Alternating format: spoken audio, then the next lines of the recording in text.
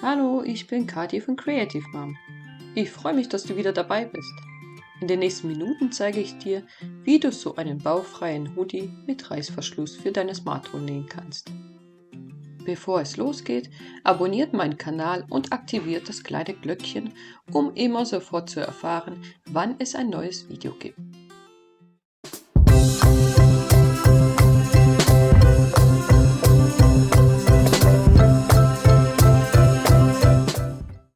Ich habe das kostenlose Schnittmuster von Danny genommen und es etwas abgewandelt. Drucke das Schnittmuster aus und schneide alle Stoffteile zu. Wenn du einen Plotter hast, kannst du die Jacke vor dem Vernähen gerne mit schicken Prints verzieren. Die Jacke habe ich aus einem leichten Sweatstoff genäht. Du wirst noch einen teilbaren Reißverschluss, eine Kordel oder ein Webband und 2 4 mm große Ösen benötigen. Wobei anstelle der Ösen könnte man auch einfach 2 Löcher reinschneiden. Beginne mit dem Oberteil. Lege die 2 Vorderteile auf das Rückenteil und stecke die Schulternähte mit ein paar Nadeln fest.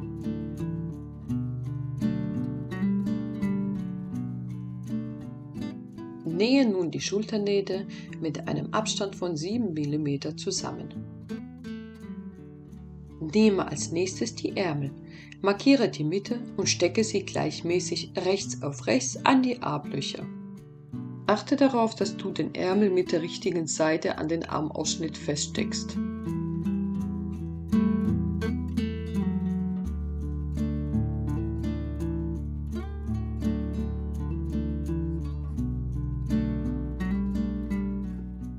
Nähe den Ärmel mit einem geraden Stich fest. Die Nahtzugabe beträgt hier 7 mm.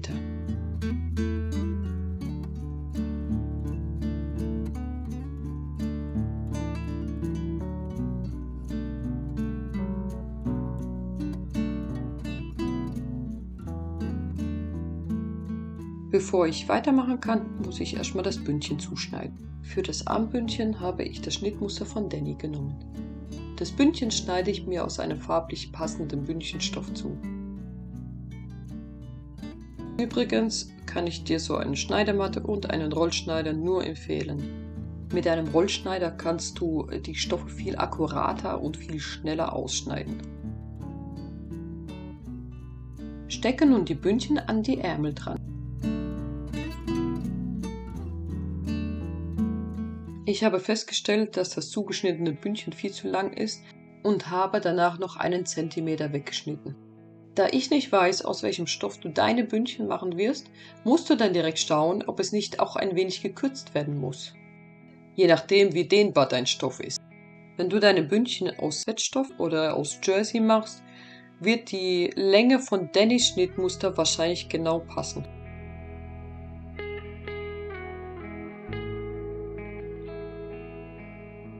Die Bündchen sind dran genäht und ich kürze wieder die hinteren Nahtzugaben.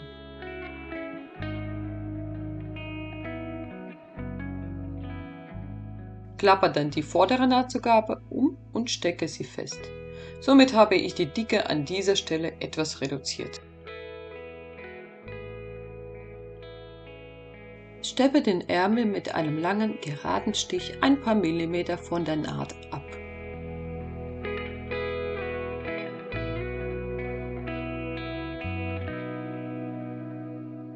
Nun kann auch die Seitennaht geschlossen werden.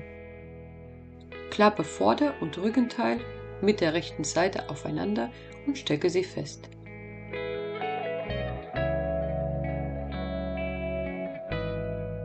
Achte darauf, dass die Armlöcher jeweils aufeinandertreffen. Klappe an dieser Stelle die Nahtzugabe jeweils in die entgegengesetzte Richtung. Nähe von den Ärmeln beginnend die Seitennähte zusammen.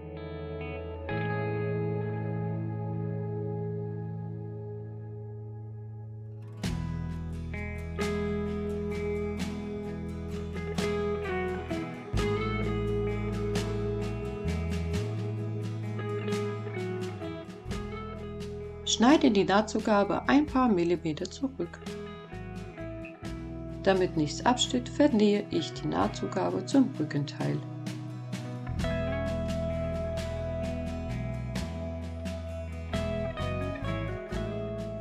Für das Bauchbündchen messe ich einmal die Länge der Jacke aus und halte mich im Groben an das Schnittmuster von Danny.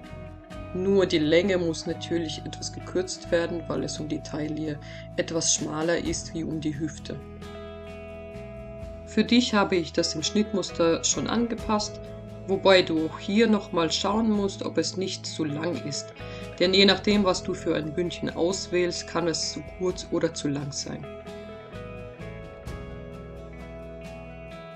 Lege das Bündchen einmal zusammen und markiere dir die Mitte. Mach es dann genauso mit der Jacke. Klappe das Bündchen jetzt noch einmal zusammen und lege es mit der markierten Stelle auf die Jacke und stecke es einmal fest.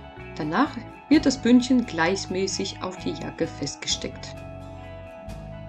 Beim Feststecken habe ich zum Schluss festgestellt, dass mein Bündchen noch etwas zu lang war, also habe ich noch ein bisschen abgeschnitten.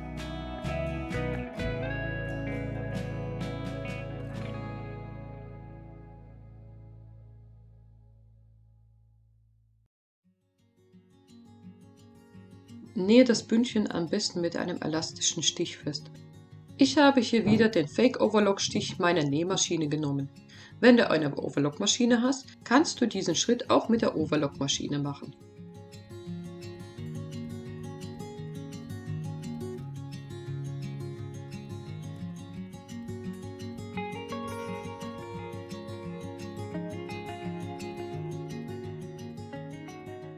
Damit die Nahtzugabe nicht absteht, habe ich diese mit einem langen, geraden Stich von der rechten Seite abgesteppt.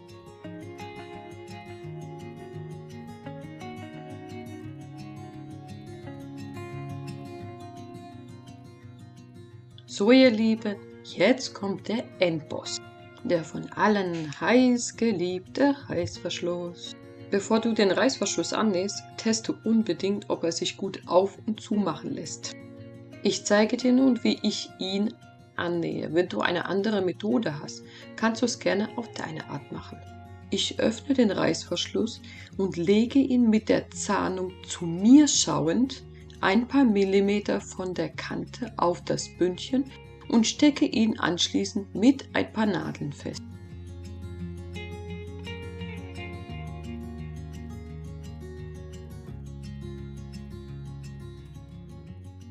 Damit mir beim Nähen nichts verrutscht, nähe ich den Reißverschluss mit der Hand fest.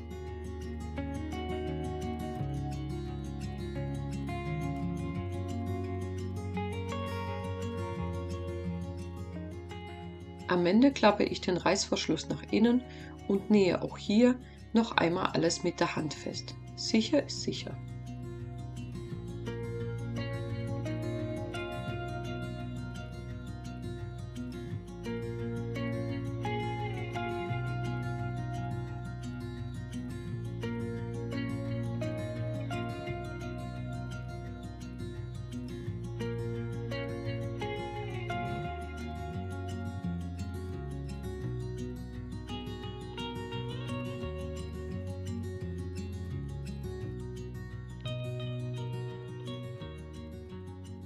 Die erste Hälfte des Reißverschlusses ist angenäht und ich wiederhole es auch mit der zweiten Hälfte. Hier solltest du darauf achten, dass der Reißverschluss unten den gleichen Abstand hat. Ich fixiere den Reißverschluss erstmal mit ein paar Nadeln und teste vor dem Zusammennähen, ob alles auf der gleichen Länge ist und der Reißverschluss sich gut schließen und öffnen lässt. Wie du siehst, stimmt bei mir hier oben die Länge nicht so ganz und ich kann sie noch vor dem Zusammennähen korrigieren. Nachdem ich auch den zweiten Reißverschluss mit der Hand angenäht habe und soweit zufrieden bin, kann es ans Zusammennähen gehen. Ich werde den Reißverschluss mit einem Reißverschlussfüßchen annähen und einer 90er Jersey Nadel. Lasse am Anfang die Fäden länger und ziehe beim Nähen etwas mit, damit die Maschine besser vorwärts kommt. Ich stelle die Nadel meistens so ein, dass sie nur ein paar Millimeter von der Stoffkante entfernt ist. Einmal die Seite wechseln und dann geht es gleich weiter.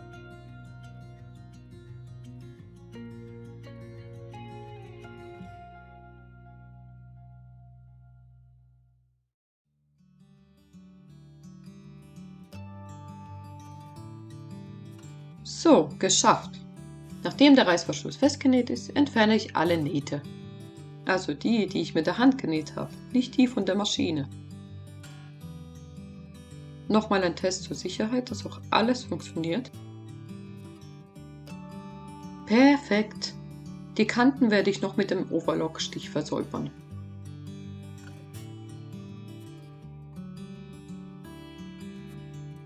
Ich lasse die Fäden am Ende etwas länger, um dann anschließend die Nahtzugabe bzw. das Bündchen, um es dann mit der Hand an die Jacke anzunähen.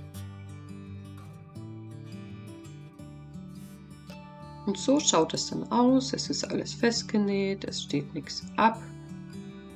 Damit kann ich leben. Den Reißverschluss kannst du an dieser Stelle kürzen, aber bitte mach es nicht so wie ich. Ich habe nicht darauf geachtet und leider den Schieber nicht nach unten geschoben. Somit ist er auf dem Teil geblieben, den ich abgeschnitten habe. Passiert. Die Jacke kannst du vorerst zur Seite legen. Nehme die 2 Kapuzenteile und versäubere einmal diese Kante. Danach lege die Kapuzenteile rechts auf rechts aufeinander und stecke sie fest.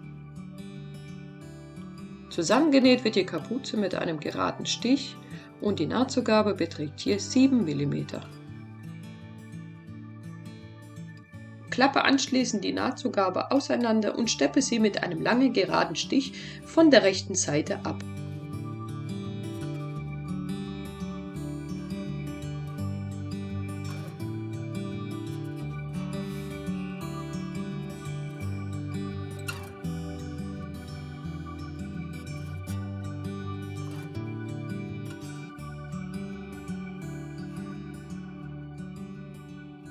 Und zu guter Letzt wird mit dem Fake Overlock Stich die äußere Kante versäubert.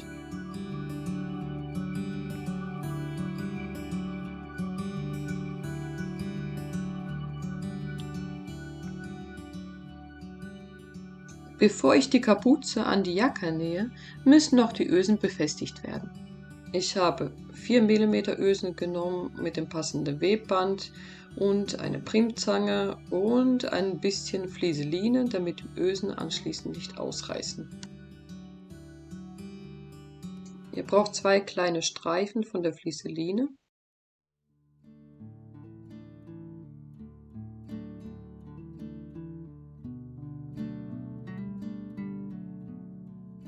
Die Flieseline wird dann vorne drauf gebügelt. Ich habe leider den Fehler gemacht und sie viel zu nah an den Rand gebügelt. Ich merke das später, also man sieht es auch im Video. Aber hier wusste ich auch noch nicht so genau, wo ich denn die Ösen anbringe. Im Schnittmuster habe ich das Ganze schon gekennzeichnet. Das heißt, für dich, du überträgst einfach die Markierung und tust direkt über diese Markierung die Flieseline drauf bügeln.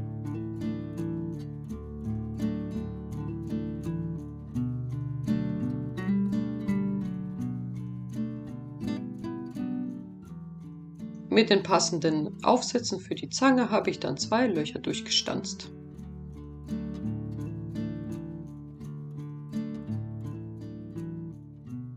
Habt ihr eigentlich gewusst, für was dieses Kunststoffteilchen ist?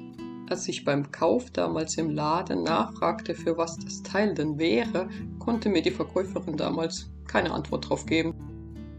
Nun schiebe ich die Ösen durch die Löcher rein und presse sie dann mit der Zange zusammen.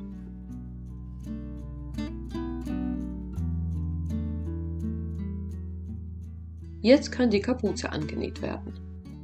Markiere dir die Mitte an der Jacke, lege die Kapuze mit der rechten Seite auf die Jacke und stecke sie in der Mitte fest. Klappe nun die äußere Kante der Kapuze um den Reißverschluss, so ca. 1,2 cm um, und fixiere es mit ein paar Nadeln. Der Rest wird gleichmäßig verteilt festgesteckt.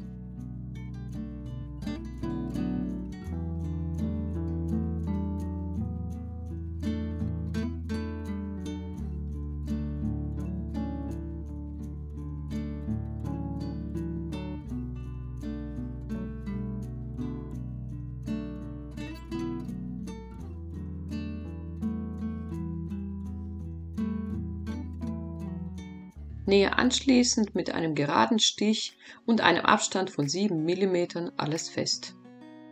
Falte nun die Kapuze nach oben und forme die Ecken etwas aus. Nochmal kontrollieren, ob ich auch keine Falten reingenäht habe und alles soweit passt. Beginnend an der oberen Kante klappst du 1,5 cm um und steckst es rundherum fest.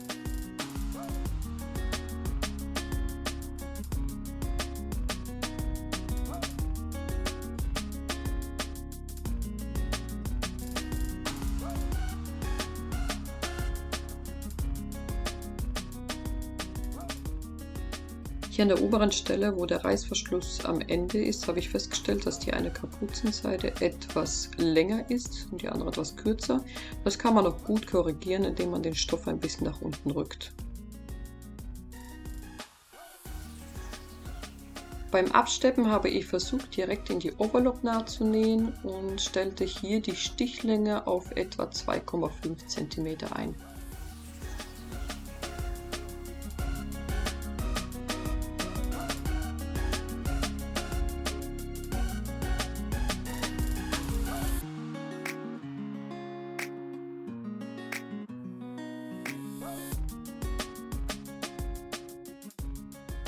Und somit sind wir wieder am Ende angekommen. Ich hoffe, dass ich schon bald viele tolle Jacken zu sehen bekomme. Verlinkt mich doch gerne auf Instagram. Bleibt kreativ, bis zum nächsten Mal, eure Kati von Creative Mom.